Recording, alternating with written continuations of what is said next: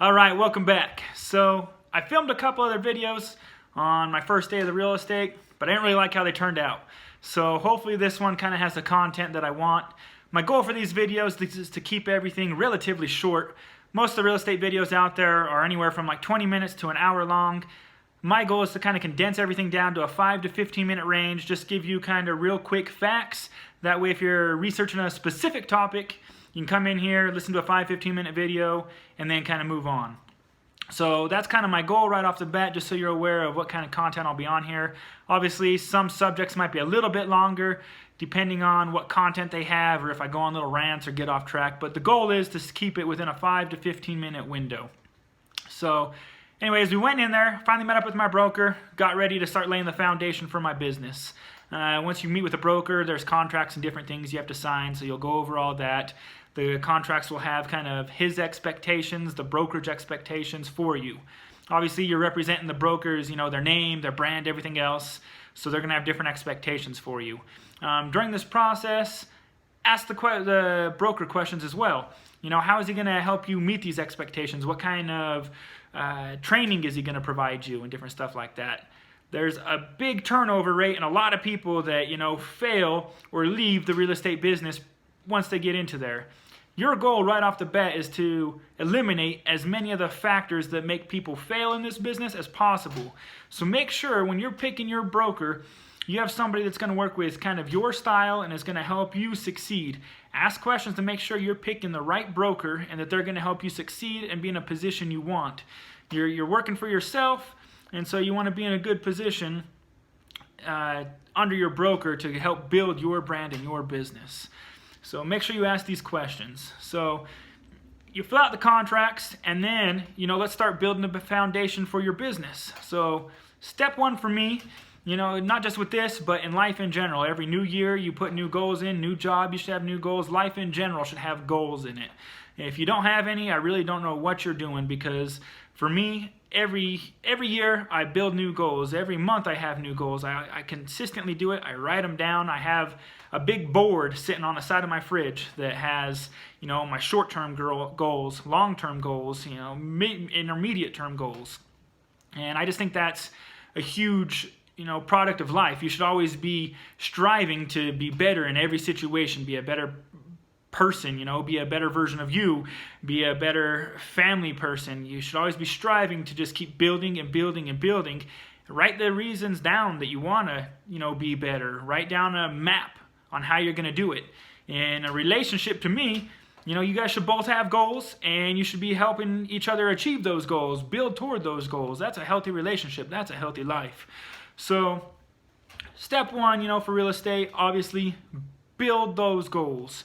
So for me, and I discussed it a little bit in my first video, I have another full-time job, and my goal is to leave the full-time job and start in real estate. But I also have bills I have to pay, and I can't just leave the job and hope, clients and customers come to me and, want me to sell their home. I have to make sure that I have my business and my brand built. I have to make sure I have money in the bank so I can eventually leave my full-time job and make real estate my full-time job. Yeah, especially with the time frame. I'm a Monday through Friday. I'm basically at work from 9 to 6. I don't get home till 7 p.m. It's going to be hard to show houses. It's going to be hard to, generate clients with that schedule. And even in the market right now, especially in Utah, if there's a house that goes for sale that's pretty nice, that morning, say a Tuesday morning, by Tuesday night, it's already got bids on it. So you might have potentially lost, a commission or a client, customer, some kind of relationship if you weren't able to show people that house. So if I get a call on Tuesday and I'm stuck at work, I potentially lost, income and a chance to, have a long time, a lifetime type relationship with this person where they keep coming to me anytime, their friends, their family, themselves want to start looking for a house. You have to be pretty readily available. So how I'm going to approach this goal, or how I did approach this goal, was I wanted 3 months of money in the bank of not just house payments and bills, but my lifestyle. I don't have this big luxurious lifestyle by any means. At this time, I pay my bills. I like going on, a dinner date or a movie date. I like going out every now and then. So I want enough money in the bank that I could still live my same lifestyle that I'm living right now when I leave the bank for 3 months while I'm trying to generate more clients. So how I broke this down was I took the average sale of a Utah home. How much does that cost? So it's about, this year when I was looking at it, it's about $315,000, okay? So I took $315,000 and said, okay, if I sold this home for $315,000, what is the commission that I would get off of it?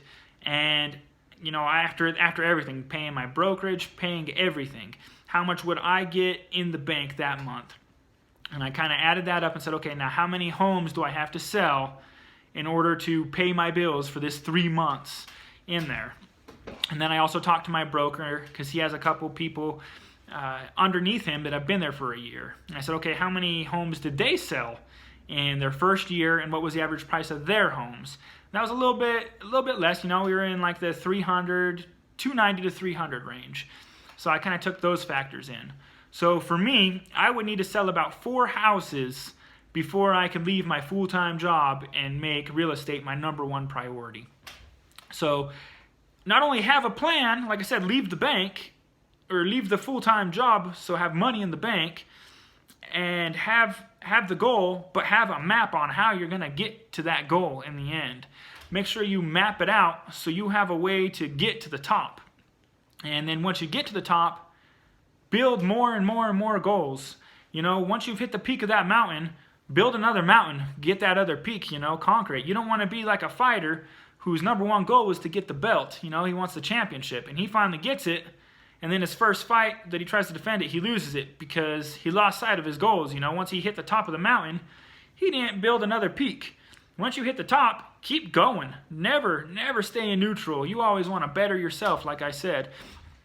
So not only have goals, but build a map to get to those goals. So obviously, like I said, transition out of my full-time job right now, have enough money in the bank so I can go into real estate full-time, and I have a map on how I'm going to start, achieving that. The next thing is build your brand. So you got to figure out what kind of style you want. What kind of style of real estate salesperson do you want to be? What do you kind of want to represent? How do you want to hold yourself? When people think of you or your brand, what do you want them to think about? And then obviously with social media, you're going to want a Twitter, an Instagram, a Facebook. You're going to want to start doing all these different things because social media is a really good tool to use in order to advertise yourself. So build your brand, get a logo, get a slogan. You start building. You're basically building your own business from the ground up. So start tapping into that business mind potential. Start thinking, okay, I have a business. If I was to walk into a business, or if I was to go meet another real estate agent that was going to sell me a house, what would I want from him? What would his style be that makes me want to buy from him? And there's a bunch of different approaches in here. You have kind of a more laid-back person who's, no pressure, no stress. I'm just going to kind of show you the house, walk around. If you have questions, I'll answer them, and we'll kind of move through that way. Then you have almost the more pushy car salesman type people. They're kind of desperate for sales. So they're going to be real pushy. You should buy this house. This house is great. This house is great. This house is great. So you have that type of person. You also have, knowledgeable. And this is kind of the realm that I want to get into. I'm more of a laid-back, kind of pressure-free guy, but I want to be knowledgeable. If my clients have a question about anything related to real estate or, the city, what kind of grants or first-time home buyer programs, what type of different, tax programs do they have, I just want to be a wealth of knowledge. Figure out your style, your brand, and run with it. Start building everything on social media, really get your name out there. My first goal for me, I'm trying to build a logo, so when I build my social media profile and when I start building my brand, my website, my new email, everything, it has my company logo attached right there to it, so that way when they look at the logo, they're familiar with me.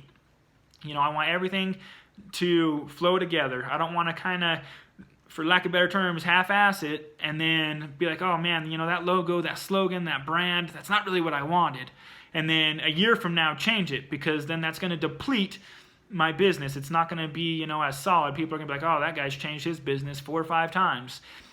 Put a lot of effort into what your brand is going to be, and when you come up with what you want, stick with it.